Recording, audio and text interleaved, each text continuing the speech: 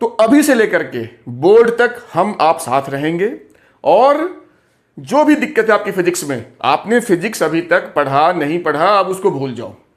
अब आज से आप फिजिक्स में साथ साथ रहो और देखते हैं कि हम कैसे फिजिक्स को अच्छे से करते हैं। ठीक है, तो हमारी स्ट्रेटजी ऐसी ही रहेगी। अब रही बात कि आज की वीडियो में क्या है, तो आज की वीडियो मैं एक छोटे से चैप्टर से स्टार्ट कर रहा हूं जो आपका है इलेक्ट्रोमैग्नेटिक वेव या ईएम वेव्स जिसको आप कहते हैं। इसको वन शॉट हमने बनाया है या बनाएंगे आपके साथ, और इसमें हम हर टॉपिक को अच्छे से समझेंगे जिससे कि आपके मार्क्स जो हैं बोर्ड में वो अच्छे आए। ठीक है, तो चलिए ज्यादा टाइम वेस्ट नहीं करते हैं और सीधा स्टार्ट करते हैं इस वीडियो को, जो है आपका चैप्टर इलेक्ट्रोमैग्नेटिक वेव्स। अब इस चैप्टर को हम कैसे करेंगे इस वीडियो में, वो मैं आपको अपनी प्लानिंग बता देता हूं। इस चैप्टर को, ऑल्दो बहुत छोटा चैप्टर है, फिर भी मैंने इस चैप्टर को 3 पार्ट्स में डिवाइड किया है। 3 पार्ट्स। पहला पार्ट है आपका डिस्प्लेसमेंट करंट, बहुत छोटा पार्ट है, कम इंपॉर्टेंट है। जो दूसरा पार्ट है वो है आपका ईएम वेव्स का आपका प्रॉपर इंट्रोडक्शन और इसकी प्रॉपर्टीज, दूसरे पार्ट में करेंगे। और third part is the most important, वो है आपका इलेक्ट्रोमैग्नेटिक स्पेक्ट्रम। समझो इस बात को। हर चैप्टर को आगे भी हम जितनी वीडियो बनाएंगे, वन शॉट हो या डिटेल हो, पहले हम ये डिस्कस करेंगे कि हमें इस चैप्टर में करना क्या क्या है, जिससे कि आपका रोड मैप, आपका ब्लूप्रिंट बिल्कुल क्लियर रहे कि इस चैप्टर में टॉपिक्स क्या है और आपको पढ़ना क्या है। ठीक है, तो इस चैप्टर की अगर बात करें इलेक्ट्रोमैग्नेटिक वेव या ईएम वेव्स की, तो इसको मैंने 3 पार्ट्स में डिवाइड किया है, पार्ट 1, पार्ट 2, पार्ट 3। पार्ट 1 में हम डिस्प्लेसमेंट करंट जो भी है उसको डिस्कस करेंगे। दूसरे पार्ट में ईएम वेव का इंट्रोडक्शन, इसकी प्रॉपर्टीज, और लास्ट जो थर्ड पार्ट है उसमें इलेक्ट्रोमैग्नेटिक स्पेक्ट्रम। अगर मैं इंपॉर्टेंस की बात बताऊं कि आपको इसमें सबसे ज्यादा किस पे फोकस करना है, वैसे तो सारे पढ़ने हैं, बट सबसे ज्यादा क्वेश्चन किस पार्ट से आते हैं, तो आपको यह पता होना चाहिए कि 60% या इससे भी ज्यादा, मैं कहूंगा 60% या इससे भी ज्यादा जो पार्ट है आपका क्वेश्चन का वो इससे आता है। बाकी आप कह सकते हैं कि 30% या उसके अराउंड आएगा सेकेंड पार्ट से, जो कि आपका ईएम वेव्स इंट्रोडक्शन वाला पार्ट है, और 10% या उसके अराउंड, थोड़ा कभी ज्यादा कभी कम, जो है वो आपका डिस्प्लेसमेंट करंट। तो इस टाइप से आपका जो है टॉपिक का आपका वेटेज या इसकी जो इसकी वेटेज है वो आपका डिस्ट्रीब्यूटेड है। जब ये तीनों पार्ट कर लेंगे हम, तो लास्ट में मैं एक बड़ा इंपॉर्टेंट आपको न्यूमेरिकल भी करवाऊंगा। वैसे इस चैप्टर में अब न्यूमेरिकल कम आते हैं, बट एक न्यूमेरिकल जो कई बार रिपीट हुआ है वो टाइप मैं आपको बता दूंगा। एनसीईआरटी में ये न्यूमेरिकल एग्जाम्पल में दे रखा है, आप उसको बाद में कर लेना। तो पार्ट 1, पार्ट 2, पार्ट 3 ये हमारा स्ट्रैटेजी है। अब इसको हम बारी बारी से इसको कंटिन्यू करते हैं। ठीक है, तो आप इसमें बिल्कुल ध्यान से देखना, आपका बिल्कुल क्लियर होगा ये चैप्टर, और सारे क्वेश्चन प्रीवियस ईयर के आप जब लगाओगे, बना के देखोगे, आपके सारे क्वेश्चन बनेंगे अगर आपने इसको ढंग से देखा। तो पहला पार्ट है हमारा डिस्प्लेसमेंट करंट। पहला पार्ट हमारा क्या है, डिस्प्लेसमेंट करंट। तो भाई इसमें क्या पूछेगा ये मैं आपको बता देता हूं, आराम से सुनना। डिस्प्लेसमेंट करंट का सबसे पहले पूछेगा इसका डेफिनेशन, तो मैं लिखता हूं अ changing electric field oblique flux, electric flux produces current, electrical current is called displacement current। मेरी राइटिंग पे मत जाना, जो चीज समझा रहा हूं उसको फोकस कीजिए, समझिए, थोड़ा जल्दबाजी में लिख रहा हूं। एनीवे, तो कहा कि चेंजिंग इलेक्ट्रिक फील्ड या electric flux in a space produces displacement current. आप इसका डेफिनेशन कहीं और से भी देख के अच्छे से लिख लेना, पहले समझो क्या होता है। इसको हम लोग डिनोट करते हैं ID यानी डिस्प्लेसमेंट करंट, और फॉर्मूला भी मैं लिख देता हूं लगे हाथ, इसको प्रूव भी करेंगे। Epsilon naught D phi E upon dt, यानी electric flux D phi E upon dt change. तो यही आपका डिस्प्लेसमेंट करंट का फॉर्मूला हो गया। अब ये बात आई कहां से, थोड़ा सा डिटेल में थोड़ा सा जाते हैं। शॉर्ट वीडियो में बहुत तो जान ही सकते हैं, थोड़ा सा डिटेल में जाएंगे। देखो एक्चुअली होता क्या है, अगर आप ने कैपेसिटर्स पढ़ा होगा, मान लो हमने इसको एसी से जोड़ दिया, आप डीसी से भी जोड़ सकते हैं, ड्यूरिंग द चार्जिंग की तब बात करेंगे। तो आपने कभी सोचा है कि जब करंट इस वायर में फ्लो करता है तो करंट को तो भाई एक क्लोज लूप चाहिए होता है पूरा घूमने के लिए। करंट को तो क्लोज लूप चाहिए पूरा घूमने के लिए। लेकिन यहां तो अगर कैपेसिटर्स के हम प्लेट की बात करें तो प्लेट्स के बीच में तो कुछ भी नहीं होता है, तो करंट का ये क्लोज लूप कैसे पूरा होगा। तो जो हमारे जो मैक्सवेल साहब थे, उन्होंने जिन्होंने इस चीज की खोज करी थी डिस्प्लेसमेंट करंट की, उन्होंने इसका आंसर दिया कि होता क्या है, जिस समय करंट इसमें जाता है, और मैंने जानबूझ के ऐसे लगाया था कि चेंजिंग करंट हो, तो इन प्लेट्स के बीच में चेंजिंग इलेक्ट्रिक फील्ड बनेगा, है ना। बीच में कुछ है नहीं कोई मटेरियल, बट फील्ड तो बन सकता है। और this changing electric field between the plates of a capacitor produces your displacement current. तो यही डिस्प्लेसमेंट करंट का कंसेप्ट है कि अब जाके मेरा ये सर्किट कंप्लीट हो गया। सर्किट का जो बाकी पार्ट जहां जहां वायर है वहां पे जो मेरा करंट है, अब उसको लिखेंगे आईसी, यानी करंट इन द कंडक्टर। और इस प्लेट्स के बीच में जहां कोई कंडक्टर नहीं है, बट इस चेंजिंग इलेक्ट्रिक फील्ड की वजह से या इसके फ्लक्स के चेंज होने की वजह से जो करंट बना इस कंडक्टर के बीच में, उसको कहेंगे डिस्प्लेसमेंट करंट।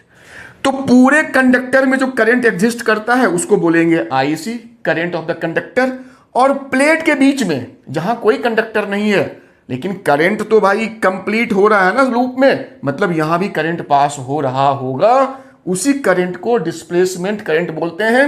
ये आपको समझ में आ गया होगा, इतना डिटेल में पेपर में नहीं पूछेगा, पहले बता देता हूं, बट आपको समझाना था तो ये चीज आपको समझ में आ गई। अब कहा कि ये फॉर्मूला कहां से आया, तो कहा बड़ा सिंपल है, ये डेरिवेशन पूछ सकता है। तो आपको पता है जो गॉस थ्योरम होता है, गॉस थ्योरम वो क्या कहता है, जो इलेक्ट्रिक फ्लक्स होता है वो मेरा चार्ज अपॉन एप्सिलॉन नॉट होता है। तो इस चीज को हम लिख सकते हैं, यहीं पे लिख लेता हूं, Q equals to epsilon naught phi into E.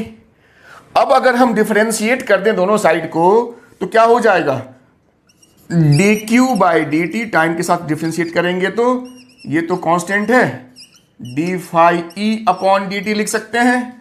अब dq बाई डी टी क्या होता है, यही तो आपका करंट होता है, तो dq बाई डी टी हो गया करंट, और epsilon naught D phi E upon D T तो है ही।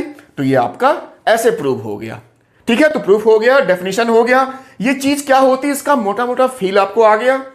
अब मजे की बात देखो, पूरे सर्किट में आपको पता है करंट अगर एक लूप है तो इस पूरे लूप में सेम करंट होगा।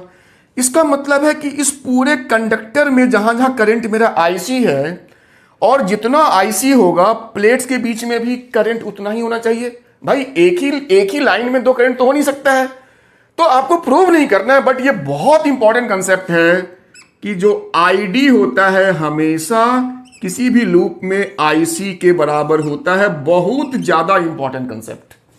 अब ये इतना इंपॉर्टेंट क्यों है वो मैं बताता हूं। आपके एग्जाम में क्या है ना, कभी कभी या हो सकता है जेई और नेट में, वो कभी कभी क्या है कि एक बड़ा ट्रिकी क्वेश्चन पूछते हैं।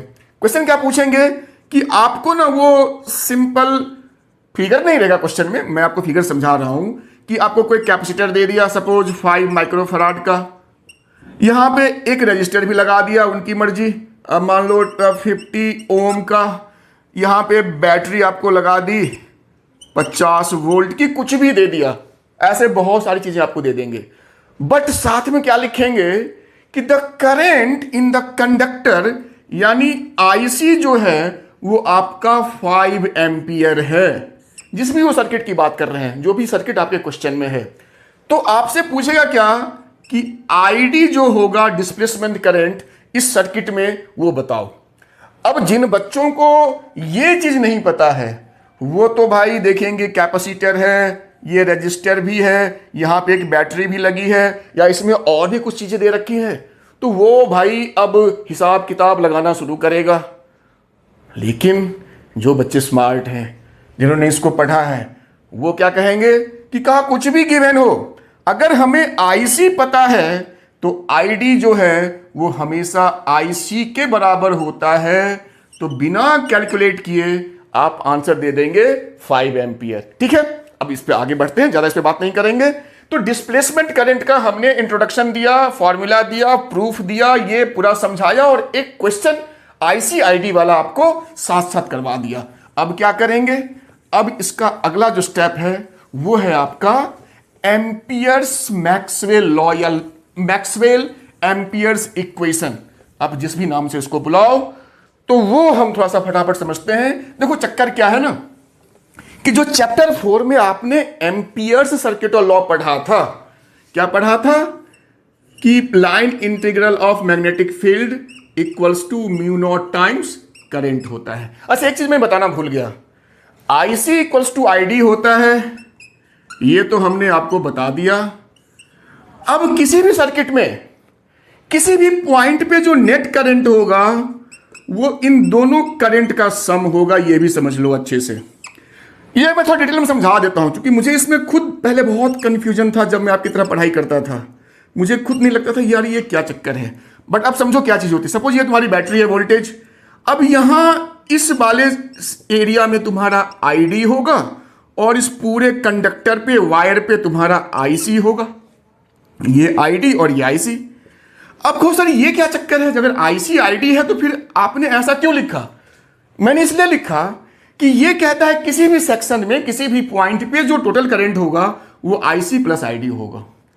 इसका मतलब ये है, अगर मैं यहां की बात करूं, लेट सपोज, तो यहां पे जो टोटल करंट होगा वो आईसी प्लस आईडी लिखेंगे, बट आईडी तो केवल प्लेट के बीच में है, तो ये हो गया आईसी प्लस 0, तो केवल आईसी बचा, तो भाई करंट तो इसमें आईसी है। मतलब समझ में आया? अब इस प्लेट के बीच की बात करते हैं, कहा यहां भी करंट जो होगा आईसी प्लस आईडी होगा, लेकिन इस बीच में आईसी तो मेरा 0 है, तो वो तो होगा ही नहीं, तो यहां क्या बचा, यहां भी केवल आईडी बचा। तो इस तरीके से ये जो हमारा फॉर्मूला है बिल्कुल वैलिड है। किसी भी गिवन पॉइंट पे टोटल जो करंट होगा वो दोनों का सम होगा। अब वायर्स में केवल आईसी होता है तो आईडी 0 है, प्लेट्स के बीच में केवल आईडी होता है तो यहां आईसी 0 है, तो ये हमारा जो रिलेशन है बिल्कुल सही है, इसमें आपको कंफ्यूज नहीं होना है। तो मैं बात कर रहा था मैक्सवेल एम्पियर्स सर्किटल लॉ की, या the modified ampere circuital law, इसको जो भी नाम दें आप, जिस भी नाम से जानते हो। तो ये था आपका एम्पियर सर्किटल लॉ।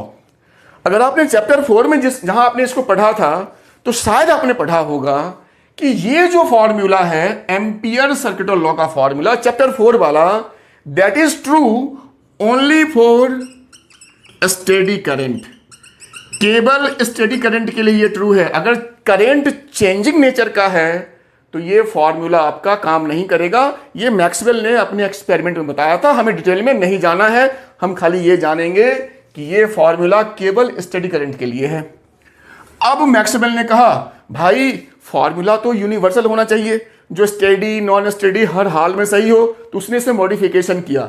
उसने क्या कहा कि अब जो मेरा आई है इसको हम लिखेंगे आईसी प्लस आईडी, यानी चेंजिंग नेचर को भी हम ध्यान में रखेंगे। बहुत सिंपल चीज है तो बहुत बड़ा रिसर्च का ये चीज, क्वांटम फिजिक्स का ये पार्ट है, बट आसान है अगर आप उसको समझेंगे तो अब ब्रैकेट खोलो, तो म्यू आईसी म्यू आईडी लिख लिया।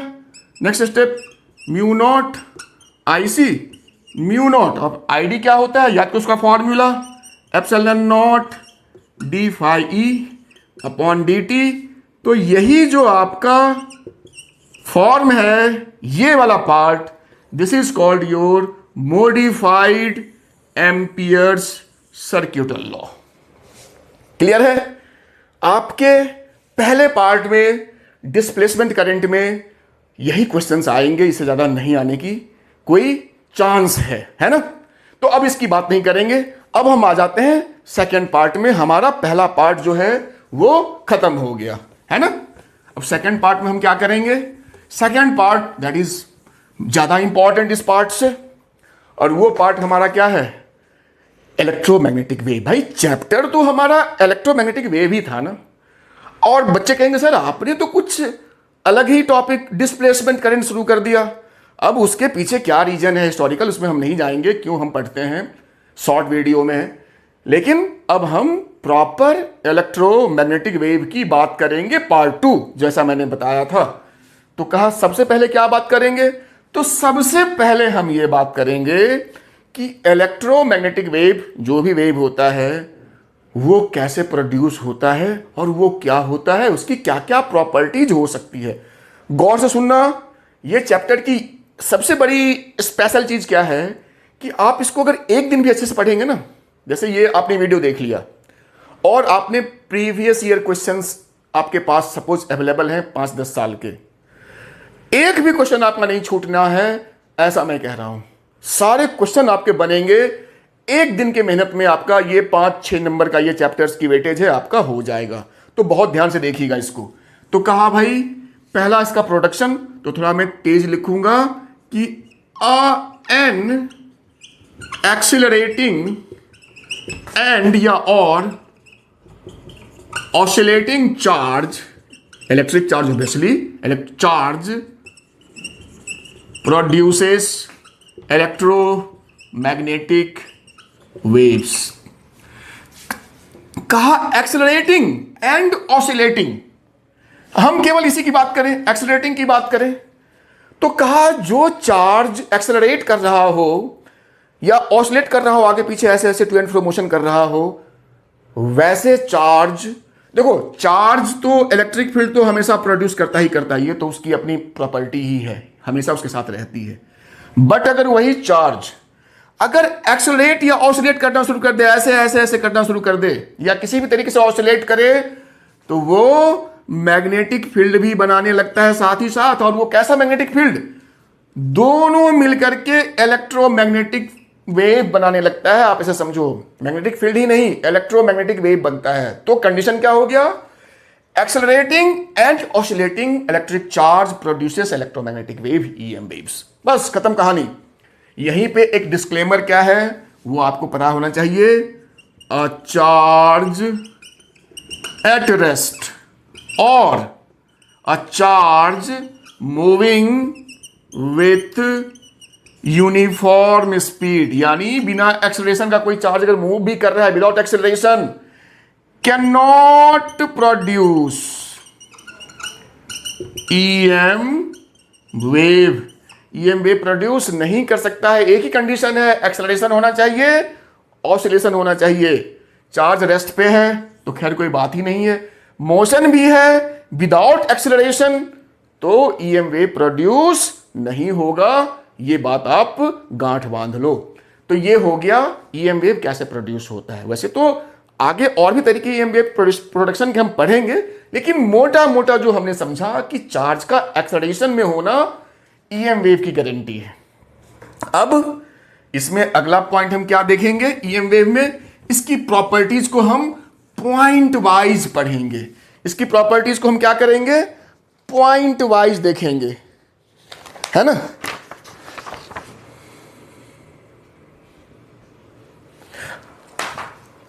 तो इसकी प्रॉपर्टीज हम पॉइंट वाइज करेंगे। तो एक एक करके प्रॉपर्टीज को डिस्कस करते हैं। सबसे पहला प्रॉपर्टी जो मुझे लगता है डिस्कस हमें करना चाहिए कि all EM waves travel with speed of light in vacuum. यानी जितने भी ईएम वेव्स हैं, को जितनी मतलब कहा, जब हम आगे पढ़ेंगे तो आपको समझ में आएगा कि ईएम वेव्स में हमें 7 टाइप्स के ईएम वेव्स पढ़ने हैं। नाम बता ही देता हूं। पहला आपका रेडियो वेव, दूसरा आपका माइक्रोवेव, तीसरा आपका इंफ्रारेड, चौथा आपका विजिबल लाइट जो लाइट है हमारे चारों तरफ, पांचवा आपका अल्ट्रावायलेट यूवी अल्ट्रावायलेट, छठा आपका एक्सरे और लास्ट दैट इज सेवेंथ आपका गामा रे। तो सातों ईएम वेव्स सेम स्पीड से मूव करेंगे वैक्यूम में, यानी लाइट की स्पीड से मूव करेंगे। और अगर हम यहीं पे लगे हाथ स्पीड का फॉर्मूला को अगर यहां देखें तो वो आपका बहुत useful E naught by B naught आपका फॉर्मूला ईएम वेव्स की स्पीड का। एक दूसरा फॉर्मूला भी जो चैप्टर 4 में आपने देखा होगा, एप्सिलॉन नॉट म्यू नॉट, ये भी फॉर्मूला है ईएम वेव की स्पीड का। दोनों फॉर्मूला, अच्छा इन दोनों फॉर्मूला को देख के आपको लग गया होगा कि जो ईएम वेव्स हैं उसमें इलेक्ट्रिक और मैग्नेटिक दोनों नेचर है। यहां भी देखो इलेक्ट्रिक फील्ड, मैग्नेटिक फील्ड। यहां देखो परमिटिविटी इलेक्ट्रिक का नेचर होता है, परमिएबिलिटी मैग्नेटिक नेचर होता है। तो इस तरीके से ईएम वेव्स का ये स्पीड, उसका ये स्पीड का फॉर्मूला। ठीक है, अब आगे क्या करेंगे? अब कहा अगला पॉइंट जो हमारा है वो है कि जो सब बहुत इंपॉर्टेंट ये पॉइंट, जो इलेक्ट्रिक फील्ड होता है और जो मैग्नेटिक फील्ड होता है, ये दोनों एक दूसरे के परपेंडिकुलर ऑसिलेट करते हैं। दोनों का जो प्रोपेगेशन होता है वो सेम डायरेक्शन में होता है, but E and B oscillate perpendicular to each other. तो ये कंसेप्ट में भी पूछता है और इसका फिगर कई बार मतलब कहता है sketch the propagation of EM wave in which electric and magnetic field is shown. तो भाई वो मैं आपको फटाफट फिगर बना के दिखा देता हूं। इस चैप्टर का शायद एक ही फिगर है इंपॉर्टेंट। ये वो क्या है कि आप यहां पे एक्स एक्सिस, वाई एक्सिस और जेड एक्सिस, ये मैंने एक्स ले लिया, ये वाई ले लिया, ये जेड ले लिया, खींच लिया। अब इसमें क्या करेंगे हम, अलोंग द वाई अपवर्ड या डाउनवर्ड हमने इलेक्ट्रिक फील्ड कुछ बना लिया ऐसे। ये हमारा इलेक्ट्रिक फील्ड का मैंने बना लिया, जो कि वाई अपवर्ड वाई डाउनवर्ड यानी वाई पॉजिटिव और वाई नेगेटिव में ये ऑसिलेट कर रहा है। और ऑब्वियसली देख लो ये इधर ही जा रहा है, एक्स में मूव कर रहा है। कहा जो अगर इसको मैंने इलेक्ट्रिक फील्ड ले लिया तो इसको ई वाई लिखेंगे। कहा मैग्नेटिक जो होगा वो अब जेड में ऑसिलेट कर रहा होगा। थोड़ा बढ़िया फिगर बनाना पड़ेगा, थोड़ी इसमें आपकी एक्सपर्टीज चाहिए। देखो ये आपको लगेगा कि ये बिल्कुल वाई में, सॉरी जेड में ही ऑसिलेट कर रहा है, ये माइनस जेड में, ये वाला, फिर ये प्लस जेड में। थोड़ा सा आपको 3D दिख रहा होगा, ठीक है। तो ये मेरा हो गया मैग्नेटिक जो जेड में कर रहा है। बट दोनों वेव चाहे इलेक्ट्रिक हो या चाहे ये मैग्नेटिक हो, दोनों का जो मोशन है वो किधर को है, एक्स में है। तो वेलोसिटी मेरा हो गया एक्स में। अब हमने क्या देखा, the electric field and the magnetic field oscillates perpendicular to each other and the motion is in the right angle to their oscillation, यानी एक्स में। तो ये फिगर हो गया। मतलब कहने का ये है कि इलेक्ट्रिक फील्ड, मैग्नेटिक फील्ड और वेलोसिटी तीनों एक दूसरे के परपेंडिकुलर होते हैं। अगर एक एक्स में है तो दूसरा वाई में होगा, तीसरा जेड में होगा। साथ ही साथ मैं बोल देता हूं, ये कोई जरूरी नहीं है कि ये एक्स में ही हो या ये वाई में हो, ये जेड में हो। तीनों में से कोई एक्स में हो सकता है तो दूसरा वाई में होगा, तीसरा जेड में होगा। आप इस बात का ध्यान रखना। नॉर्मली हम इसको एक्स ले लेते हैं, बट ये जरूरी नहीं है। एक एक्स में है तो दूसरा कोई भी वाई में हो सकता है, तीसरा कोई भी जेड में हो सकता है। तो ये आपका बड़ा इंपॉर्टेंट फिगर था ईएम वेव्स का, है ना। अब इसके बाद अगला पॉइंट हम क्या डिस्कस करेंगे, क्योंकि ये वेव है तो वेव का इक्वेशन होगा। तो कहा भाई ये बहुत इंपॉर्टेंट, मैंने कहा था लास्ट में जो मैं आपको न्यूमेरिकल करवाऊंगा वो इसी इक्वेशन पे बेस्ड होगा। तो कहा जो इलेक्ट्रिक फील्ड जो होगा मेरा ईएम वेव का, जिसको मैंने यहां पे वाई में दिखाया था, उसका इक्वेशन लिखेंगे ई नॉट यानी एम्पलीट्यूड ऑफ ई साइन के x plus omega T, electric field का इक्वेशन। सिमिलरली जो मैग्नेटिक फील्ड मैंने जेड में लिया था तो बी जेड लिखेंगे बी नॉट साइन के एक्स प्लस ओमेगा टी। अब ये इलेक्ट्रिक फील्ड का इक्वेशन, ये मैग्नेटिक का। यही बता देता हूं, यहां पे तो ई नॉट बी नॉट तो आपका भाई इलेक्ट्रिक फील्ड का मैग्नीट्यूड, मैग्नेटिक फील्ड मैग्नीट्यूड है। इस ब्रैकेट के अंदर में आपको यहां पे के दिख रहा है और ये ओमेगा दिख रहा है दोनों में। तो जो के है एक्चुअली ये 2 पाई बाय लैम्डा होता है और इसको वेव नंबर बोलते हैं। इस इक्वेशन का ये इंपॉर्टेंस है कि अगर आपको कभी न्यूमेरिकल में उन्होंने कहा कि लैम्डा फाइंड आउट करो इस ईएम वेव का, तो आप इस के की वैल्यू यहां से उठाएंगे और इसको यूज करके आप लैम्डा यानी वेवलेंथ ऑफ ईएम वेव निकाल लेंगे। इसका ये यूज है। रही बात ओमेगा की, तो ओमेगा आप यहां या यहां से निकालेंगे और 2 पाई न्यू या ओमेगा 2 पाई बाई टी, जो भी आपको पता हो, आपको सूट करे, आप इससे फ्रीक्वेंसी या टाइम पीरियड ये सब निकाल सकते हैं ईएम वेव का। तो ये बड़ा यूजफुल फॉर्मूला है। इस पे क्वेश्चंस भी होते हैं जो हम इस वीडियो के लास्ट में करेंगे। अब हमारा अगला क्या होगा, इसमें ईएम वेव्स की हम प्रॉपर्टीज को भी कर रहे हैं। भाई समझ में आ रही है ना? आप इसको ढंग से देखो, नोट्स बना लो, एक भी क्वेश्चन नहीं छूटेगा ईएम वेव्स का। एक क्लास, एक दिन की मेहनत आपके 5 मार्क्स आपको दिला के जाएगी। अब इससे ज्यादा क्या चाहिए? ठीक है। तो हमने कहा और क्या क्या प्रॉपर्टीज हो सकती है, तो कहा जितने भी ईएम वेव्स होते हैं वो सारे ट्रांसवर्स वेव होते हैं। ट्रांसवर्स वेव, अरे इसी वेव को ट्रांसवर्स वेव बोलते हैं। ट्रांसवर्स वेव होते हैं और नॉन मैकेनिकल वेव होते हैं, मतलब इनको कोई मीडियम नहीं चाहिए, needs no medium to propagate. इनको मूव करने के लिए कोई मीडियम नहीं चाहिए होता है ईएम वेव्स को। भाई तभी तो जो सन है वहां से सनलाइट हमारे अर्थ तक बिना किसी मीडियम के, क्योंकि अर्थ और सन के बीच में तो फ्री स्पेस है, कुछ भी नहीं है, तो भाई सनलाइट कैसे आती है? तो सनलाइट को अर्थ तक पहुंचने के लिए कोई मीडियम नहीं चाहिए होता है। तो ऐसे कोई भी जो वेव हो उसको क्या बोलते हैं हम लोग? Non mechanical wave. ये आपका ईएम वेव उसी कैटेगरी में आता है और ये ट्रांसवर्स इन नेचर होता है, ऐसा वाला वेव होता है। तो मैंने पीछे फिगर में आपको दिखाया था। तो ये एक चीज हो गई। अब चूंकि ये ट्रांसवर्स वेव होते हैं तो एक प्रॉपर्टी और साथ साथ जान लो, हम ईएम वेव्स को पोलराइज कर सकते हैं। पोलराइज कर सकते हैं यानी EM waves can be polarised. मतलब अगर आपको मैंने 2 वेव्स दे दिया, फॉर एग्जांपल हीट वेव और साउंड वेव, ये क्वेश्चन बहुत आता है इसलिए मैंने ये एग्जांपल दिया आपको, ये क्वेश्चन में आता है बार बार, हीट वेव और साउंड वेव। अब आपको बता देता हूं, जो हीट वेव हमारा है वो हमारा ईएम वेव होता है, इंफ्रारेड जो है वो हीट वेव है, और साउंड वेव हमारा साउंड वेव है। और सबको पता है, आपने पढ़ा होगा, आपको पता होगा, साउंड वेव जो है वो लॉन्गिट्यूडनल वेव होता है, ना कि ट्रांसवर्स वेव होता है। तो आपसे क्या पूछेगा कि हीट वेव में एंड साउंड वेव में अगर हमें पोलराइज करना हो तो किसको कर पाएंगे? तो आंसर आपका होगा heat wave, because this is transverse in nature. इसको हम पोलराइज कर सकते हैं, साउंड वेव को हम पोलराइज नहीं कर सकते हैं। अब ये मत पूछना अभी कि पोलराइजेशन क्या होता है, वो चैप्टर 10 वेव ऑप्टिक्स जब पढ़ेंगे तब बताऊंगा, है ना। तो इसको हम पोलराइज कर सकते हैं ईएम वेव्स को। ठीक है। अगला पॉइंट क्या हो सकता है? अगला पॉइंट हो सकता है कि ईएम वेव्स जो होती है वो एनर्जी को कैरी करती है।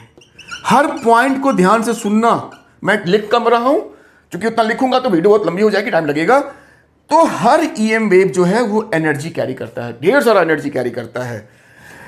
तो ये जो एनर्जी छुपी होती है ये इक्वली इलेक्ट्रिक फील्ड और मैग्नेटिक फील्ड में ये एनर्जी वो छुपी होती है और उसी फॉर्म में ये एनर्जी को कैरी करता है। तो कहा फॉर्मूला क्या होगा टोटल एनर्जी का ऑफ ईएम वेव? तो कहा भाई इलेक्ट्रिकल एनर्जी का लिखेंगे half epsilon naught E square और मैग्नेटिक का लिखेंगे half B square by mu naught. Epsilon naught E square half है, बी स्क्वायर म्यू नॉट यहां भी हाफ है। तो ये है formula total energy of EM wave. तो ईएम वेव जितनी भी होती है वो सारी एनर्जी कैरी करती हैं और वो सारी एनर्जी कहां पे होती है? इक्वली डिस्ट्रीब्यूटेड होती है इलेक्ट्रिक और मैग्नेटिक फील्ड के बीच में। और वो टोटल एनर्जी कितनी होती है? तो इलेक्ट्रिक कितनी होती है और इतनी आपकी मैग्नेटिक होती है। आ गई बात समझ में? तो कहा अगला पॉइंट सर क्या होगा? तो कहा अगला पॉइंट इसी से रिलेटेड है कि इंपॉर्टेंट पॉइंट है ये भी, बड़ा बड़ा इंटरेस्टिंग पॉइंट है ये, मुझे बड़ा ये इंटरेस्टिंग लगता है। इसमें बच्चे बहुत धोखा खाते हैं। वो पॉइंट क्या है भाई, समझ में आ रहा है ना? बहुत आसान टॉपिक है ये, इसको बिल्कुल ऐसे पॉइंट वाइज समझिए, एक एक क्वेश्चन बनेगा ईएम वेव्स का। तो वो पॉइंट ये है कि क्वेश्चन कभी कभी बोर्ड में आता है कि अगर कोई ईएम वेव है, मान लो जिसमें इलेक्ट्रिक फील्ड भी है और मैग्नेटिक फील्ड भी है, दोनों फील्ड होता है, ई और बी दोनों होता है, तो क्या अगर हम इसके सराउंडिंग में कहीं एक्सटर्नल इलेक्ट्रिक फील्ड या एक्सटर्नल मैग्नेटिक फील्ड सपोज हमने यहां पे लगा दिया, इलेक्ट्रिक और मैग्नेटिक, तो क्या वो ईएम वेव को डिफ्लेक्ट करेगा, इसको मतलब अफेक्ट करेगा? कहा नो, आंसर सीधे रट लीजिए, no. EM wave can not be deflected by an external electric and magnetic field. लोग यहां कंफ्यूज क्यों करते हैं, और मुझे भी लगता है कि मैं भी कर सकता हूं। हम क्या सोचते हैं कि भाई इसमें इलेक्ट्रिक फील्ड, इलेक्ट्रिक नेचर होता है, तो इलेक्ट्रिक नेचर यानी इलेक्ट्रिक फील्ड से अफेक्टेड हो सकता है। इसमें मैग्नेटिक फील्ड भी होता है, तो वो बाहरी मैग्नेटिक फील्ड से अफेक्टेड हो सकता है। तो हम कहते हैं यार हो जाएगा, ये तो अफेक्टेड, ये ईएम वेव है, इलेक्ट्रिक भी है, मैग्नेटिक भी है, और बाहर भी इलेक्ट्रिक मैग्नेटिक है, तो क्यों नहीं होगा, होना चाहिए। नहीं होता है, क्यों नहीं होता है, वो आपके सिलेबस के बियॉन्ड बात है, उसकी बात नहीं करनी है। तो नहीं डिफ्लेक्ट होगा, ठीक है। तो एनर्जी हो गई, एक बहुत बड़ी प्रॉपर्टी ये हो गई। अब क्या बचा, पोलराइजेशन मैंने बता ही दिया। अब हाँ, अब अगली प्रॉपर्टी जो है वो हम कह सकते हैं कि ऑल ईएम वेव्स, ऑल बहुत important waves carries energy as well as momentum. देखो ईएम वेव्स में मास नहीं होता है, बट दे कैरी मोमेंटम। ये हम समझेंगे वेव ऑप्टिक्स में या डुअल नेचर में जब हम पढ़ेंगे। तो अभी खाली जानो कि जितने भी ईएम वेव्स हैं सातों, वो energy as well as momentum दोनों को कैरी करते हैं। सो इंपॉर्टेंट चीज, they impart pressure on the surface over which they fall। कहा मतलब, कहा इसको ऐसे समझो, फिगर से समझाता हूं कि मान लो ये कोई सरफेस है और यहां से ये ईएम वेव इस पे आके इस पे फॉल कर रही है, इस सरफेस पे। बिकॉज ईएम वेव्स एनर्जी और मोमेंटम दोनों को कैरी करती है, तो जैसे ये सरफेस पे फॉल करेगा, इस सरफेस पे वो प्रेशर एक्सर्ट करेगा, और इसी प्रेशर का नाम है भाई रेडिएशन प्रेशर। क्या नाम है इसका? Radiation pressure. तो पूछ सकता है व्हाट इज रेडिएशन प्रेशर, तो लिखेंगे, इस चीज को समझा देंगे। तो ये हो गया आपका ईएम वेव जो है वो प्रेशर। मतलब ऐसे समझो ना कि सपोज मैं धूप में खड़ा हूं, जो तो यहां भी लाइट है, बट मैं सनलाइट की बात कर रहा हूं, और मैंने अपने हाथ को ऐसे स्प्रेड किया, ऐसे आगे फैला दिया ऐसे, तो मेरी हाथ पे जब सन रे आएगा तो डेफिनेटली मेरी हाथ पे एक प्रेशर वो डाल रहा है। ऑल्दो उस प्रेशर को हम नहीं फील कर सकते हैं क्योंकि वो बहुत ही मिनिमम प्रेशर होता है, बट होता है। जैसे हमारी हाथ पे अगर कोई बैक्टीरिया है, अभी इस पे लाखों बैक्टीरिया होंगे, बट हम उसको नहीं फील करते हैं क्योंकि वो बहुत ही माइक्रो लेवल में होते हैं, बहुत छोटे होते हैं। इन द सेम वे जो रेडिएशन प्रेशर होता है, जो ईएम वेव्स, जो लाइट या कोई भी वेव हम पे डालती है, वो प्रेशर होता तो है। अब उसको हम फील नहीं करते हैं, वो अलग बात है। उसको हम लैब में या कहीं भी उसको हम डिटेक्ट कर सकते हैं। तो यही है आपका रेडिएशन प्रेशर। समझ में आ गया होगा कि हर ईएम वेव एनर्जी और मोमेंटम को कैरी करके चलता है, तो वो जिस भी सरफेस पे गिरेगा वहां पे वो एक प्रेशर क्रिएट करेगा। उसी प्रेशर को बोलते हैं रेडिएशन प्रेशर। ठीक बात समझ में आ रही है? और जो लास्ट पॉइंट है इस दूसरे टॉपिक का, अब हमारा बचा जो लीनियर मोमेंटम होता है। लीनियर मोमेंटम क्या? Delivered to the surface. P जो होगा वो होता है फॉर्मूला U/C, जहां पे जो आपका U है ये energy of the EM wave है जो वो कैरी करके लाता है। अगर आपका रिफ्लेक्टिंग सरफेस है, जिस सरफेस पे ईएम वेव फॉल कर रही है, तो याद रखिएगा ये फॉर्मूला 2u/c हो जाएगा। जहां रिफ्लेक्टिंग सरफेस है, जैसे कोई मिरर है या कोई पॉलिश सरफेस है, रिफ्लेक्टिंग सरफेस, ये नॉर्मल सरफेस पे जहां पे कोई रिफ्लेक्शन नहीं है, उसके लिए ये फॉर्मूला है। तो हमारा ईएम वेव का इंट्रोडक्शन हो गया, उसके सारे प्रॉपर्टीज को हमने ऑलमोस्ट कर लिया है। आप इसको देखना, आपके सारे क्वेश्चन बनेंगे जो इस पार्ट में हमने आपको बताया। अब हम सीधा जो सबसे इंपॉर्टेंट पार्ट है, मैंने कहा था ना 60-70% जो क्वेश्चन आता है आपका, वो आपके थर्ड पार्ट से, जो हो क्या नाम है इसका, इलेक्ट्रोमैग्नेटिक रेडिएशन स्पेक्ट्रम, सॉरी। तो हम अब सीधा उस टॉपिक पे, थर्ड टॉपिक पे आ जाते हैं, और वो है आपका इलेक्ट्रोमैग्नेटिक रेडिएशन। बहुत इंपॉर्टेंट।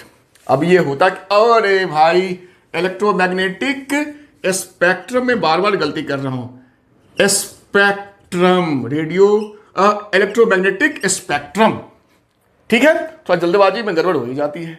हाँ, तो इलेक्ट्रोमैग्नेटिक स्पेक्ट्रम। अब देखो स्पेक्ट्रम क्या होता है ना, कि जो ईएम वेव्स हमारे पास 7 है ना, उनको हमें अरेंज करना पड़ता है अकॉर्डिंग टू, या तो उनकी हम फ्रीक्वेंसी को देखेंगे या हम उनके वेवलेंथ को देखेंगे। आप जो भी देखो, तो जब आप किसी ईएम वेव को या इन 7 ईएम वेव्स को उनके फ्रीक्वेंसी या उनके वेवलेंथ के अकॉर्डिंग अरेंज करोगे इंक्रीजिंग या डिक्रीजिंग ऑर्डर में, उसी को बोलते हैं इलेक्ट्रोमैग्नेटिक स्पेक्ट्रम। तो आप लिख लेना कि अरेंजिंग, लिख ही देता हूं, arranging the EM waves according to their frequency is called electromagnetic spectrum। Wavelength भी लिख सकते हो, फ्रीक्वेंसी लिखा जाता है नॉर्मली। अब देखो ये है क्या, आपको पता है हमारे पास 7 EM वेव्स हैं जो हमें पढ़ना है। कौन कौन सा? पहला आपका है रेडियो वेव, दूसरा है आपका माइक्रोवेव, तीसरा है आपका इंफ्रारेड, चौथा है आपका विजिबल लाइट, पांचवा है आपका यूवी, फिर एक्सरे, और फिर आपका गामा रे। ये जो 7 ईएम वेव्स हैं, ये 7 ईएम वेव फैमिली के ही मेंबर्स हैं। सबकी जो वेलोसिटी होती है स्पीड वैक्यूम में, वो लाइट के बराबर इतना मीटर पर सेकेंड। बहुत सारी प्रॉपर्टीज जो है वो सिमिलर हैं, बट फर्क है, तभी तो हमने 7 का नाम अलग रखा है। तो फर्क क्या है? फर्क है इनकी फ्रीक्वेंसी में या इनके वेवलेंथ में। जिनकी फ्रीक्वेंसी अलग है या जिनका वेवलेंथ अलग है, उनको हमने अलग नाम दिया है। तो यही 7 ईएम वेव्स जो हैं, यहां जो मैंने लिखा है, ये हो गया स्पेक्ट्रम। और अगर हम इस सीक्वेंस को देखें, यहां पे जो हमने अरेंज किया है, तो सबसे कम फ्रीक्वेंसी जो होती है, सबसे कम मिनिमम फ्रीक्वेंसी जो होती है, रेडियो वेव की होती है। सबसे कम फ्रीक्वेंसी रेडियो वेव की होती है।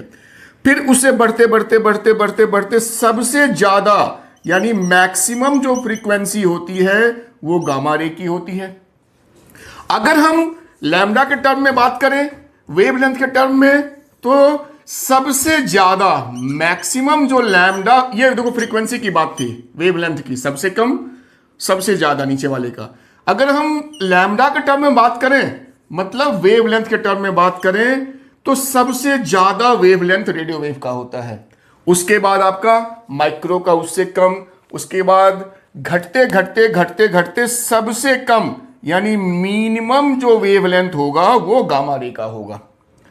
तो मोटा मोटा आइडिया आ गया कि हम कैसे अरेंज करते हैं, according to either increasing frequency या डिक्रीजिंग वेवलेंथ, आप जो भी समझो। और ये रिलेशन याद रखना हमेशा, जो सी होता है वो न्यू लैम्डा होता है, ये ध्यान रखना, ठीक है।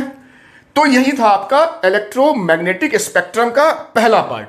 लेकिन अब इसमें हमें पढ़ना क्या है, वो चीज ध्यान से सुनना। आपका एक भी क्वेश्चन जो है बोर्ड का नहीं छूटेगा अगर आपने इसको ढंग से समझ लिया। तो क्या पूछेगा, ये जो 7 आपके पास ईएम वेव है, सबको मिटा ही देता हूं, है ना। जो 7 ईएम वेव्स हैं, इन 7 के बारे में क्या पूछेगा, इनका प्रोडक्शन इनको कैसे बनाते हैं, स्पेशली इनको कैसे प्रोड्यूस करते हैं। दूसरा जो सबसे इंपॉर्टेंट है इसका, वो है इसका यूज, कि हम इसका क्या यूज करते हैं। तीसरे में कह सकते हो कि इनकी फ्रीक्वेंसी क्या क्या हो सकती है, या इनका वेवलेंथ पे बेस्ड आपसे क्वेश्चन पूछेगा। सबसे इंपॉर्टेंट प्रोडक्शन और यूज है, इस पे भी क्वेश्चन आते हैं। तो पहले हम बात करते हैं प्रोडक्शन की, और आगे बढ़ने से पहले मैं आपको बता देता हूं, जो आपकी NCERT की जो बुक है फिजिक्स वाली, उसके लास्ट में इस चैप्टर के सातों जो EM वेव हैं, रेडियो, माइक्रो, इंफ्रा, जो भी हैं, उन सातों को उन्होंने बहुत डिटेल में, या जितना हमें चाहिए उतना बहुत अच्छे से दे रखा है। तो NCERT के बुक को आप रेफर कीजिए इन सातों EM वेव्स के प्रोडक्शन को पढ़ने के लिए। उन्होंने देखो क्या यूज लिखा है, फ्रीक्वेंसी का उन्होंने एक ग्राफ भी दे रखा है, चार्ट दे रखा है, उसमें से आपको फ्रीक्वेंसी और वेवलेंथ को समझना है। और भी कुछ छोटी छोटी चीजें उसमें जो दे रखी हैं एडिशनल, उसको आपको देखना है। तो NCERT को बच्चों आप रेफर करो, मेरी बात मानो तो आप NCERT को रेफर करो, केवल उसी पेज को जहां पे ये सातों EM वेव्स के बारे में डिटेल दे रखा है। ठीक है, अब हम एक एक करके बात करते हैं कि जो मैं आपको यहां पे शॉर्टकट में बता सकता हूं। सबसे पहला हमारा है रेडियो वेव, सबसे पहला वेव रेडियो वेव।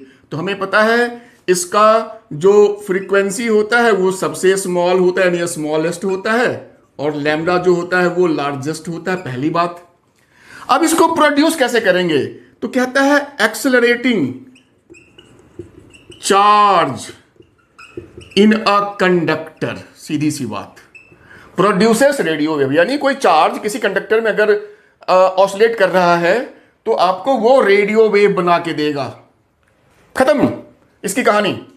अब कहा इसका यूज क्या है, तो कहा भाई जितने भी रेडियो कम्युनिकेशन है, रेडियो, टीवी, आपका मोबाइल, यानी जितने भी इस टाइप के कम्युनिकेशन है जिसमें बिना वायर के, वायरलेस कम्युनिकेशन आप कह सकते हो, वो अगर सच पूछिए तो रेडियो वेव्स के थ्रू ही होता है। रेडियो, टेलीविजन, मोबाइल या इस टाइप के सारे वायरलेस कम्युनिकेशन का मेन जो वेव हम यूज करते हैं, मेन वेव, वो आपका रेडियो वेव है। ठीक है, तो प्रोडक्शन, इसका यूज, और जहां तक बात है इसके फ्रीक्वेंसी रेंज की, तो आप NCERT के उस चार्ट को देखिए। लास्ट में मैं आपको उस चार्ट को कैसे मतलब जुगाड़ से यूज करना है, मैं आपको जुगाड़ बताऊंगा थोड़ा। ठीक है, तो आप वीडियो के एंड तक आप उस जुगाड़ का इंतजार कीजिए। तो अगला हमारा वेव आता है, जो मोस्ट इंपॉर्टेंट वेव में से एक है, वो है आपका माइक्रोवेव। तो कहा भाई इसका प्रोडक्शन कैसे होता है, तो इसमें ना 3 डिवाइस का नाम दे रखा है बुक में, जिसमें सबसे इंपॉर्टेंट है Gunn diode, GUNN Gunn diode, और शायद क्लेस्ट्रॉन कुछ ऐसे लिखा है, और मैग्नेटॉन, ये कुछ डिवाइस होते हैं। इन डिवाइसेस को यूज करके हम माइक्रोवेव को प्रोड्यूस करते हैं, बस। अब कहा इसका यूज क्या होगा, यूजेज माइक्रोवेव का, तो भाई आप सबके घर में या आपने सुना होगा माइक्रोवेव ओवन्स होते हैं, है ना, जिसमें हम खाना पकाते हैं ना, ऐसे बॉक्स की तरह दिखता है माइक्रोवेव ओवन्स, टेलीविजन की तरह माइक्रोवेव यूज होता है। और जो आपका रडार होता है, जिससे कि हम क्या कहते हैं, किसी प्लेन को देखते हैं, या वो जो आपका होता है क्या बोलते हैं उसको, एयर नेविगेशन में हम जो है, एयरक्राफ्ट नेविगेशन में हम माइक्रोवेव को यूज करते हैं, यानी रडार्स में और एयरक्राफ्ट नेविगेशन में हम माइक्रोवेव को यूज करते हैं, जो इसका मेन यूज है, जो आपकी बुक में दे रखा है। इसी में एक क्वेश्चन बार बार पूछता है, why microwaves are used in radar communication. ध्यान रखना, ये कई बार पूछा है, तो लिखेंगे because of its smaller wavelength. देखो कहोगे सर इसका वेवलेंथ तो बहुत बड़ा होता है बाकियों से, कहा वो ठीक है, पर कंपैरेटिवली जो हमें रडार के लिए जो वेवलेंथ चाहिए, उस लिहाज से देखें, डिटेल में आपको लिखना नहीं है, खाली आपको लिखना है, due to its smaller wavelength the microwaves are used in radar communication, that's all. तो आपका माइक्रोवेव की कहानी भी आपकी ऑलमोस्ट खत्म हो गई। यही था आपका माइक्रोवेव। जो सबसे इंपॉर्टेंट है मुझे जैसा लगता है, जिसमें बड़े पॉइंट्स हैं, वो है आपका इंफ्रारेड, इंफ्रारेड वेव। नाम ही है इंफ्रारेड, यानी रेड के पहले का वेवलेंथ जो होता है, जो विजुअल लाइट में रेड होता है ना, उसके पहले का वेवलेंथ, क्योंकि इसका वेवलेंथ रेड से बड़ा होता है। एनीवे, इंफ्रारेड, इसको हीट वेव भी कहते हैं। और ये बार बार क्वेश्चन आता है, why infrareds are called heat waves. तो मैं पहले यही बता देता हूं कि देखो, व्हेन वी यूज इंफ्रारेड, ये किसी भी मटेरियल में जो वाटर होता है या जो वाटर कंटेंट होता है किसी भी मटेरियल में, वो ईटेबल खाने की चीज हो या कुछ भी हो, जिसमें वाटर कंटेंट होता है, ये उस वाटर को हीट अप कर देता है, जिससे वो ओवरऑल वो चीज गर्म हो जाती है।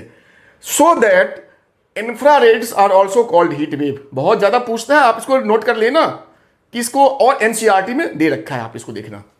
मेन था इसका प्रोडक्शन कि कैसे, तो हॉट ऑब्जेक्ट्स, कोई भी हॉट ऑब्जेक्ट इंफ्रारेड को एमिट करता है। इवन कि अगर आपके घर में गर्म चाय है ना, रखी हुई गर्म चाय है, तो इससे भी इंफ्रारेड निकलती है।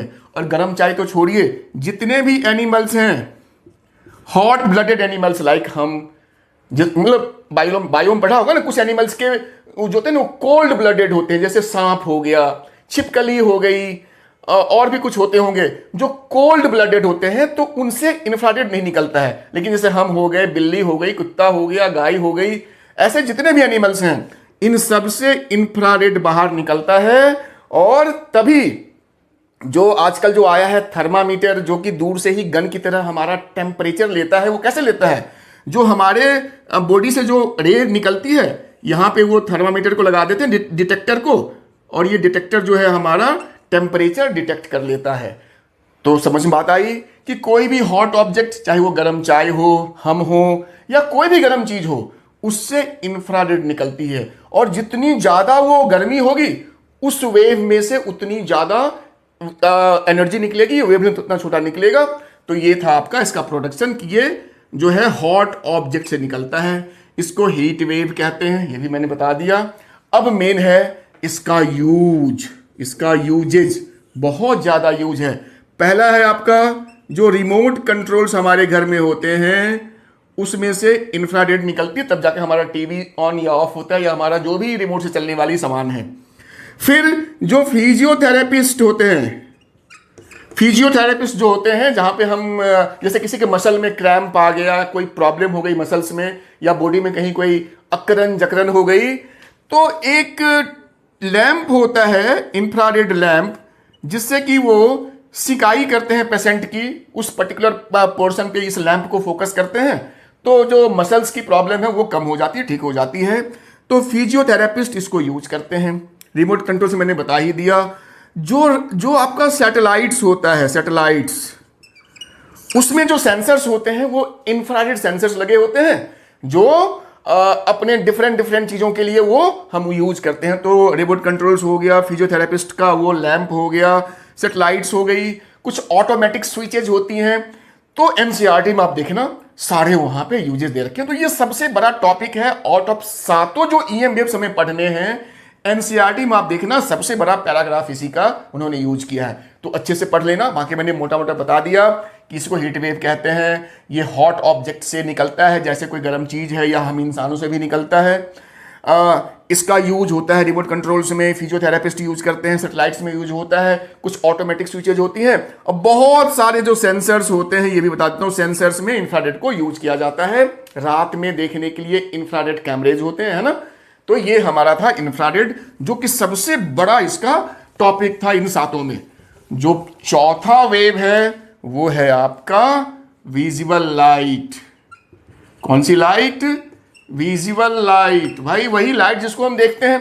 तो इसमें भाई सबको पता है विजिबल लाइट ये जो प्रोड्यूस होता है जब इलेक्ट्रॉन जंप करते हैं तो वो प्रोड्यूस होता है, बाकी उसको हम देख पाते हैं इंसान। बाकी कुछ ऐसे जानवर या कुछ ऐसे क्रिएचर्स हैं जो हमारी कैपेसिटी, देखो हमारी कैपेसिटी क्या है देखने की, हम जो विबग्योर है वायलेट यानी शायद 20 जो हमारा लिमिट है देखने का विजिबल लाइट का, वो आप ऐसे कह सकते हो कि 365 हर्ट्ज से 365 नैनोमीटर से लेकर के 656 नैनोमीटर तक हम लाइट को जो वेवलेंथ है उसको हम देख सकते हैं। या मोटा मोटा अगर मोटा समझो तो 400 नैनोमीटर से लेकर के 700 नैनोमीटर तक का जो रेंज है लाइट की, इसी को विजिबल लाइट कहते हैं, इसको हम देख सकते हैं। इसके पहले के वेवलेंथ वाले लाइट, वेवलेंथ, ये वेवलेंथ है लैम्डा, और इसके बाद के वेवलेंथ को हम नहीं देख सकते हैं। बहुत सारे ऐसे क्रीचर्स होते हैं या ऐसे पशु पक्षी होते हैं जिनकी एबिलिटी इसके बियॉन्ड भी होती है, तो वो खैर डिस्कशन की बात अभी नहीं है। तो ये था हमारा विजिबल, जो सबसे छोटा था इसमें, जो हमें पता ही है। अब आ गया फिर से एक इंपॉर्टेंट, ये है आपका ultraviolet, UV, ultraviolet, जिसको हम लोग यूवी प्यार से बोलते हैं। अब भाई ये जो है very hot objects, very hot objects, कहो सर ये क्या है?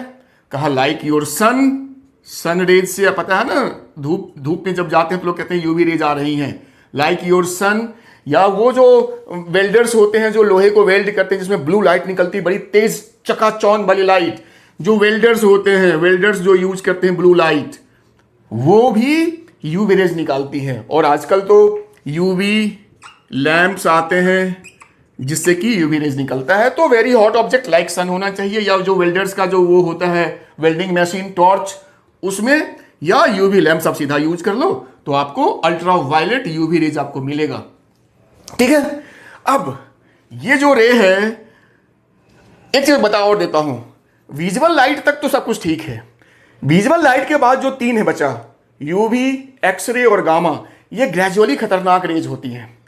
आपकी बुक में ऑल्दो लिखा हुआ नहीं है सब क्लियर, लेकिन आप समझो कि जो आपका रेडियो वेव है, माइक्रोवेव है, इंफ्रारेड है, और जो आपका चौथा विजुअल लाइट है, ये मैं मानता हूं खतरनाक नहीं है। भाई खतरनाक होते तो विजुअल लाइट में हमें तो खतरा होता? बिल्कुल नहीं है। लेकिन उसके बाद यूवी, एक्सरे और गामा जो तीन बचते हैं, ये ग्रेजुअली खतरनाक रेज होती हैं। ये रेज इन तीनों में ऑल्दो कम खतरनाक है, बट है खतरनाक। क्यों? तो यूवी रेज से जो है आपका स्किन कैंसर होने का खतरा होता है, यूवी रेज से स्किन कैंसर होता है। लेकिन वो जो लोग वेस्टर्न कंट्रीज वाले जिनकी स्किन की अलग बनावट होती है, इंडियंस को इसकी प्रॉब्लम कम है, स्किन कैंसर होता है। सबसे बड़ी प्रॉब्लम आईज, जो हमारी आंखें हैं ना, इन आंखों में कैटरेक्ट हो जाता है, मोतिया हो जाता है, मोतिया बिंद जिसको बोलते हैं। तो कैटरेक्ट होता है आपके यूवी रे से। इसलिए कहा जाता है कि जब बहुत तेज धूप हो ना, तो धूप का चश्मा पहनना चाहिए। वो केवल आपके स्टाइल के लिए जरूरी नहीं है, आपकी आंखों के प्रोटेक्शन के लिए कोई भी चश्मा जो यूवी रेज को रोक सकता है, हमें यूज करना चाहिए तेज धूप में। क्योंकि सन रेज से यूवी रेज आती है नीचे, और अगर हमने कोई आंखों को प्रोटेक्शन नहीं दिया तो चांसेस है कि आपकी आंखों को वो हार्म करेगा। तो यूवी रेज स्किन कैंसर करता है, बट इंडियंस की इसकी प्रॉब्लम कम होती है, हमारी स्किन ऐसी है। आईज में कैटरेक्ट या मोतिया क्रिएट कर सकता है यूवी रेज। और क्या एक इंटरेस्टिंग चीज, जब आप धूप में निकलते हैं तो देखते हैं ना, टैनिंग हो जाती है। जैसे जहां तक हमारा कपड़ा हमने पहन रखा होता है तो नीचे थोड़ा सा डार्क हो जाता है कलर, और कपड़े के अंदर वाला पार्ट जो है वो थोड़ा सा कम डार्क होता है। इसको बोलते हैं टैनिंग होना, टैन करना। तो जो टैनिंग होती है, स्किन की टैनिंग जो होती है, वो यूवी रेज की वजह से होती है। तो यूवी रेज में स्किन कैंसर, कैटरेक्ट यानी आंखों की प्रॉब्लम, स्किन टैनिंग भी प्रॉब्लम है।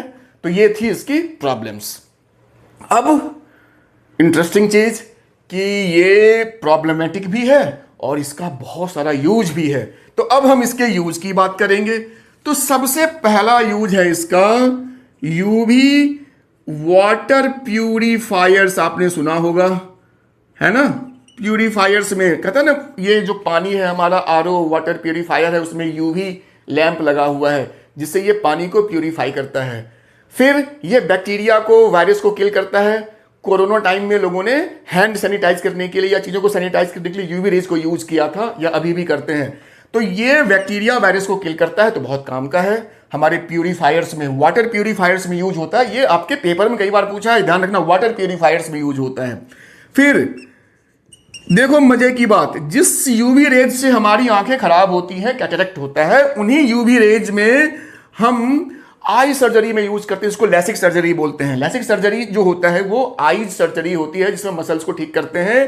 यूवी रेज को यूज करके किया जाता है, तो आंखों को ठीक भी करता है ये, और वाटर प्यूरिफायर्स है ही।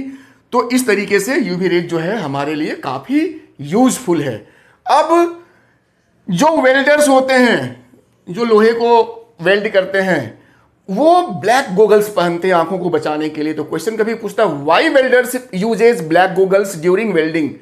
तो चूंकि वेल्डिंग के टाइम पे उससे हार्मफुल यूवी रेज निकलती हैं जो आपकी आंखों को खराब कर सकता है, तो जो वेल्डर्स होते हैं जिन्हें दिन रात वही काम करना है, वो आंखों को प्रोटेक्ट करने के लिए, for protecting their eyes from the harmful UV rays, the welders uses black चश्मा।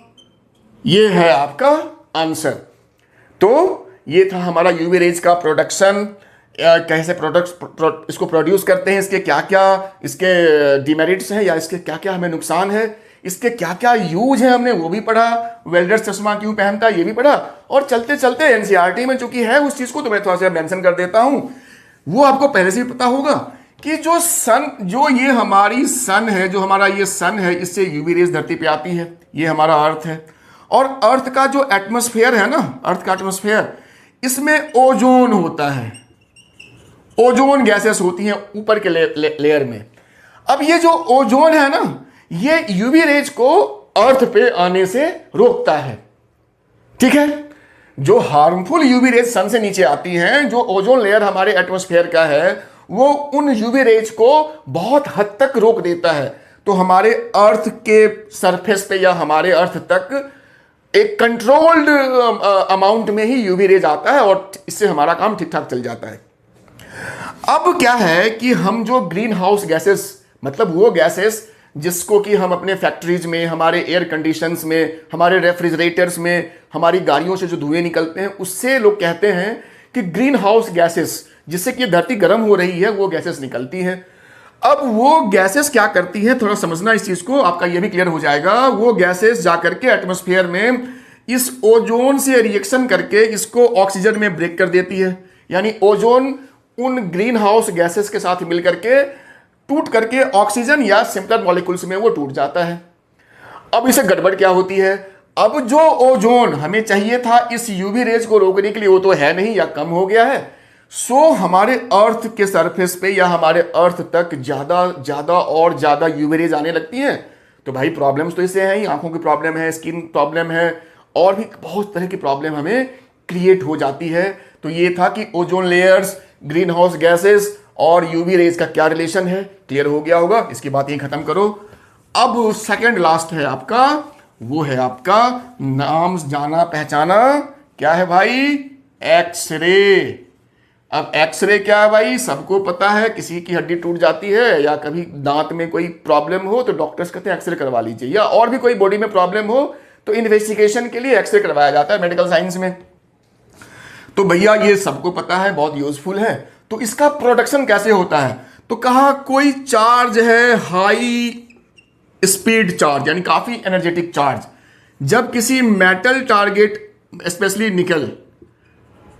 निकल टाइप के किसी मेटल को जब ये हीट करता है या कोई भी मेटल को, तो यहां से हमें एक्सरे मिलती है। मतलब टकराने के बाद यहां से एक्सरे निकल जाती है, ना कि वो इलेक्ट्रॉन रहता है। इलेक्ट्रॉन एक्सरे में कन्वर्ट हो जाता है। क्यों होता है, डुअल नेचर में कभी समझाऊंगा, मौका मिला तो। सिलेबस में नहीं है आपका इतना समझना डिटेल में, इतना डिटेल में सिलेबस में हमें है ही नहीं। खैर मैंने इतना समझाया कि energetic electrons, charge particles, when hits a metal target we get X ray, बात खत्म। अब कहा इसका यूज, तो सबको पता है मेडिकल साइंस में एक्सरे का बहुत यूज होता है इन्वेस्टिगेशन में। और जब कभी आप मेट्रो में जाते हैं या किसी बड़े बड़े मॉल्स वगैरह में जाते हैं, तो वहां पे ना आप अपने बैग को एक स्कैनर के अंदर डाल देते हैं, जिसमें कि इधर से आप बैग डालते हैं और इधर से बैग निकलती है। अब आपके बैग को बिना खोले वो कैसे देखते हैं बैग में क्या है, तो एक्चुअली ये एक्सरे स्कैनर्स होते हैं, थोड़े महंगे होते हैं। ये किसी बंद डब्बे के अंदर या किसी बंद बॉक्स के अंदर में क्या क्या चीजें हैं बिल्कुल क्लियर इमेज बना देते हैं। आप कभी देखना जाके किसी मेट्रो स्टेशन पे। तो ये एक्सरे जो है इस टाइप के कामों में यूज होता है। और बहुत इंपॉर्टेंट चीज जो स्ट्रक्चरल इंजीनियर्स होते हैं, अब जैसे कोई बिल्डिंग बन गई और उस बिल्डिंग में ये मोटे मोटे पिलर्स हैं, ये पिलर्स हैं। अब पिलर्स के अंदर में हमने जो लोहे का सरिया डाला है, जो छड़ डाला है, जो रॉड डाला है, वो प्रॉपर डाला है या नहीं डाला है, या किसी भी स्ट्रक्चर के अंदर में कोई फॉल्ट है। बाहर से तो देखने में बिल्कुल बढ़िया लग रहा है, आपने प्लास्टर कर दिया, बढ़िया दिख रहा है, लेकिन अंदर अगर उसने फॉल्ट छोड़ रखा है तो बड़ा डेंजरस हो जाएगा। कोई बड़ी बिल्डिंग है उसमें तो बहुत खतरा हो सकता है। तो ऐसे बिल्डिंग्स में स्ट्रक्चर की जो मजबूती है या उसका जो कंडीशन है उसको चेक करने के लिए एक्सरे मशीन्स होती हैं स्पेशल। जाओ उस स्ट्रक्चर के अंदर के प्रॉब्लम्स को या जो भी है वो दिखाती है।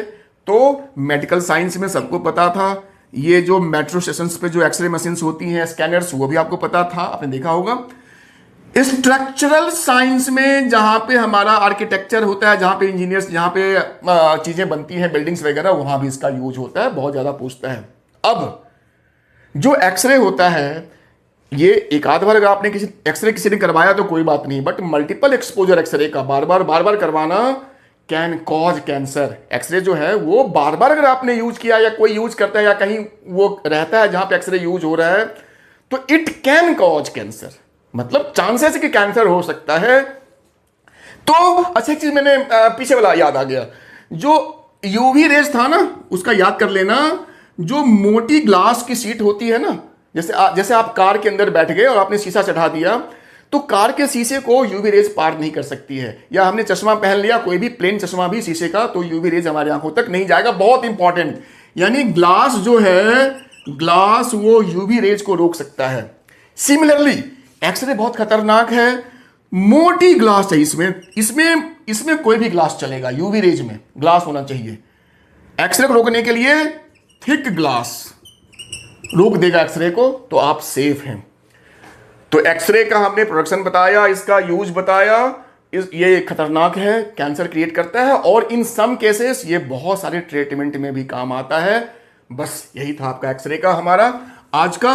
और लास्ट जो हमारा बचा, वो बचा हमारा सबसे खतरनाक वाला रे। मैंने कहा था ना, यूवी, एक्सरे, गामा, ये तीनों खतरनाक है। तो सबसे खतरनाक आपका गामा रे, और ये कहां से प्रोड्यूस होता है? तो एटॉमिक रिएक्शन में, न्यूक्लियर रिएक्शन में, कहीं बॉम्ब ब्लास्ट हो गया, एटम बॉम्ब फट गया, तो उसमें से निकलेगा, या जहां पे रेडियो एक्टिविटी होती है वहां से निकलेगा। तो ये इस टाइप के कंडीशन में ये क्रिएट होता है, एटॉमिक रिएक्टर्स में बनता है, या एटम बॉम्ब जहां फटता है, या जहां पे रेडियो एक्टिविटी हो रही है वहां पे, तो ये आपका प्रोड्यूस होता है एक्सरे। सबसे ज्यादा इसकी फ्रीक्वेंसी होती है, सबसे मैक्सिमम फ्रीक्वेंसी इसकी होती है, और वेवलेंथ जो होता है लैम्डा, वो मिनिमम, सबसे छोटी इसकी वेवलेंथ होती है फ्रीक्वेंसी।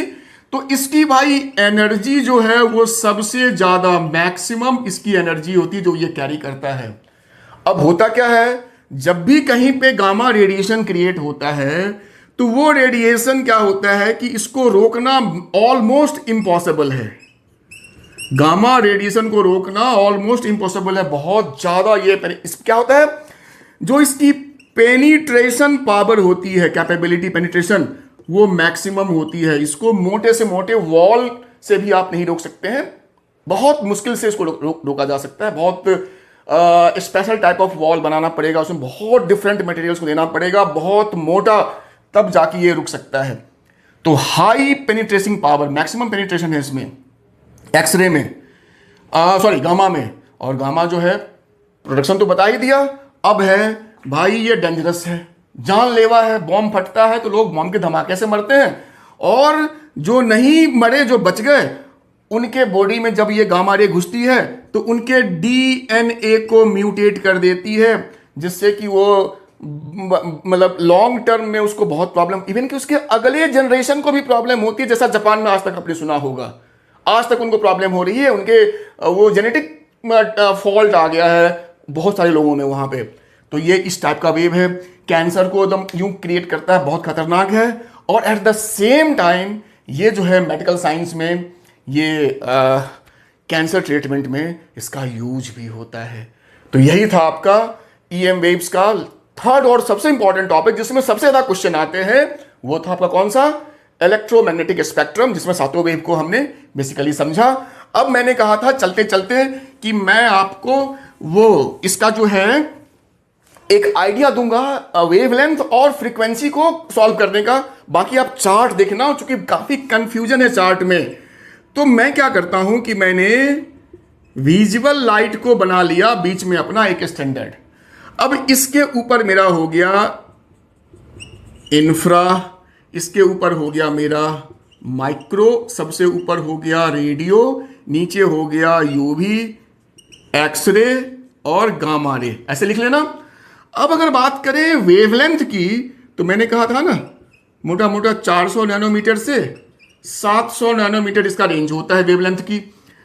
और हमें पता है वेवलेंथ ऊपर बढ़ती है, तो अगर वेवलेंथ इससे ज्यादा हो थोड़ा तो आप कहेंगे इंफ्रा होगा, बहुत ज्यादा हो इससे तो कहेंगे माइक्रो, और सबसे ज्यादा हो तो क्या होगा, रेडियो। ये आपको आइडिया लेना है, ये आपको मेहनत करनी पड़ेगी, इसको समझना पड़ेगा।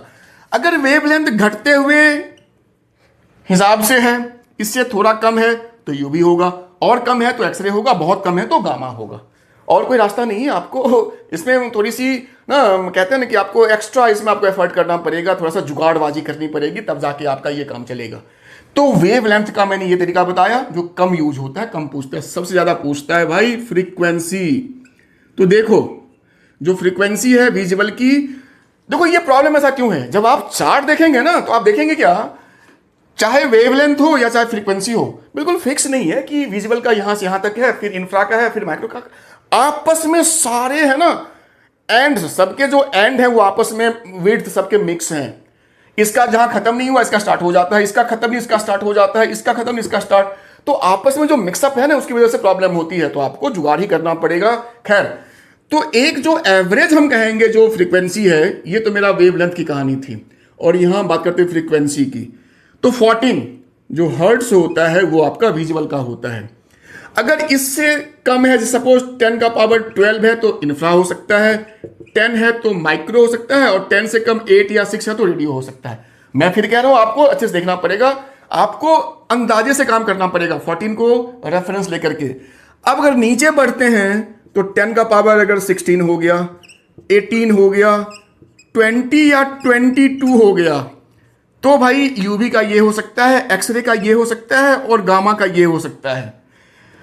18 सबसे ज्यादा और 22 सबसे ज्यादा पूछता है, जो मेरा अपना एक्सपीरियंस है। तो 18 के आसपास है तो एक्सरे लिखेंगे, ये है तो आप गामा लिखेंगे। बाकी मैं फिर कहता हूं आप अपना दिमाग लगाएंगे, आप क्वेश्चंस को देखेंगे, आंसर्स को मैच करेंगे और अपना एक रास्ता खुद बनाएंगे, जुगाड़बाजी जिसको बोलते हैं। तो ये था हमारा फ्रीक्वेंसी और वेवलेंथ का आइडिया इन सातों का। और मैंने कहा था ना कि वो जो न्यूमेरिकल एक आता है वेव वाले इक्वेशन पे बेस्ड सेकेंड टॉपिक का, उसका मैं आपको आइडिया दे देता हूं, बहुत काम का वो आइडिया आपके लिए होगा। और वो आइडिया क्या है कि हमने कहा था आपसे जो इलेक्ट्रिक फील्ड होता है, सपोज वाई एक्सिस में है तो फॉर्मूला ई नॉट साइन के एक्स प्लस ओमेगा टी लिखते थे। अगर मैग्नेटिक फील्ड जेड में है तो बी नॉट, बाकी ये तो सेम रहेगा, के x plus omega T. X का मतलब है कि ये एक्स एक्सिस में दोनों वेव मूव कर रहे हैं। इलेक्ट्रिक वाई में वाइब्रेट कर रहा है और मैग्नेटिक जेड में वाइब्रेट कर, ये जेड है, जेड में वाइब्रेट कर रहा है। ये इलेक्ट्रिक का मैक्सिमम वैल्यू है, मैग्नेटिक का मैक्सिमम वैल्यू यानी एम्पलीट्यूड है। तो ये हो गया स्टैंडर्ड इक्वेशन। अब आपको एनसीईआरटी का जो क्वेश्चन है, सॉल्व वाला क्वेश्चन आप देखना, उसमें बी शायद वाई लिखा है, मैंने तो यहां जेड से बताया था, उसमें शायद वाई है।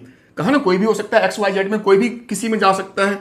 और क्या लिखा था यहां पे, मुझे याद तो नहीं, बट सपोज यहां पे 2 लिखा है, या 2 साइन के की जगह लिखा सपोज आपका 5x, कुछ भी लिखा 5x प्लस 100 पाई टी। तो जब हम इसको स्टैंडर्ड इक्वेशन से मैच करेंगे तो देखो ये मेरा बी नॉट हो जाएगा, अगर ये 5 है तो ये मेरा के हो जाएगा, और टी ओमेगा टी है तो ओमेगा टी, तो टी से पहले जो भी है ये मेरा ओमेगा के बराबर हो जाएगा। तो हम लिख सकते हैं यहां पे बी नॉट मेरा 2 है, 2 टेस्ला, जो मेरा के है वो मेरा 5 है। ये मैं आपको खाली एक, हो सकता है वैल्यू कुछ और हो, मैं आपको खाली एक आइडिया दे रहा हूं। और जो मेरा ओमेगा है, अगर यहां गौर से देखें तो 100 पाई है।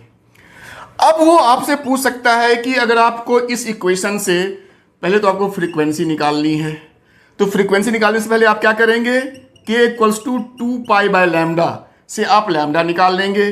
जब लैम्डा निकल जाएगा तो आपको पता है सी जो होता है वो न्यू लैम्डा होता है, तो सी तो स्पीड ऑफ लाइट है, लैम्डा आपको पता है तो आपका न्यू निकल जाएगा।